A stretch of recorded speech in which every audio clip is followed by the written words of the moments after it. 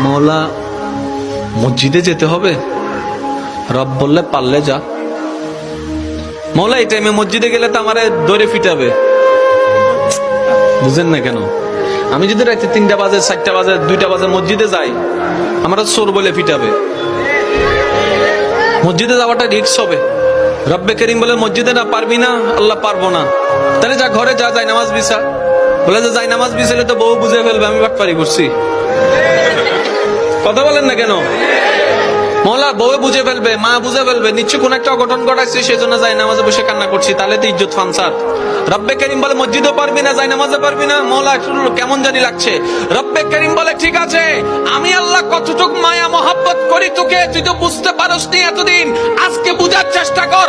মসজিদে যাওয়া লাগবে না, যাই নামাজ বিছানো লাগবে না, ওযু করা লাগবে না, তোর যদি এতই প্রবলেম হয় জবানটাও খোলা লাগবে না, মন থেকে তুই একবার আমাকে ডাক দে, একবার ডাক দে, একবার বল রহমান মাফ করে দাও, রহিম মাফ করে দাও। তোর মনের অবস্থা আমি রব্বে করিম শুনে, ইন্নাল্লাহ ইয়াগফিরুয যুনুবা জামিয়া, তোর সারা জীবনের গুনাহকে মাফ করতে রাজি।